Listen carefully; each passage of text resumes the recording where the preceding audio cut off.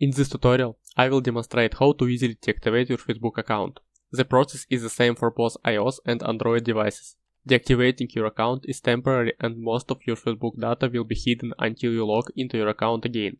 If you want to take a break from Facebook, you can deactivate your account and I will show you how. First, open the Facebook app and tap the menu icon. Scroll down and select Settings and Privacy. Then tap Settings in the top right hand corner. Tap the magnifying glass icon to search for deleting.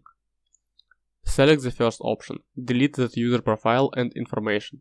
On the next screen, you will be offered the option to deactivate your account instead of deleting it. Tap Continue to account deactivation and then select the profiles and page you wish to check. Tap Continue and enter your Facebook password when prompted. Then tap Continue again. On the next screen, you will be asked if you really want to deactivate your account. Tap Yes and your account will be deactivated. You can restore your Facebook account at any time by opening the Facebook app, entering your username and password. And all your data and profile will be restored. I hope this tutorial helps you. Don't forget to like and subscribe the video.